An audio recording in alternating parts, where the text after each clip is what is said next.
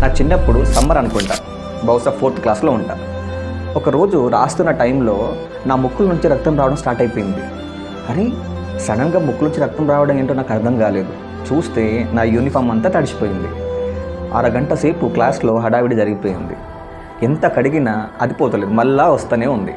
అసలు ఈ ముక్కుల నుంచి రక్తం రావడం ఏంటో అర్థం కాలేదు ఆ రోజు. ఈ వీడియోలో ముక్కు నుండి రక్తస్రావం ఎందుకు జరుగుతుందో తెలుసుకుందాం. వేసవి తాపం వల్ల ముక్కు లోపల నరాలు పొడిబారం జరుగుతుంది.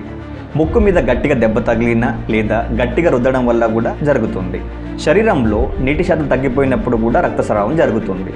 అలర్జీలు లేదా జలుబు వల్ల ముక్కు పొడిబారడం వల్ల కూడా జరుగుతుంది. కొన్నిసార్లు రక్తపోటు ఎక్కువగా ఉన్న రక్తస్రావం జరుగుతుంది. మరి రక్తస్రావం ఆపేందుకు ఏం చేయాలి? ఫస్ట్, భయపడకూడదు. రెండవది, కొద్దిగా ముందుకు వాళ్ళు కూర్చొని నోటితో శ్వాస తీసుకోవాలి. మూడవది, ముక్కు పైభాగాన్ని 2 వేలితో 5 నుంచి 10 నిమిషాలు నెమ్మదిగా ప్రెస్ చేసి ఉంచాలి.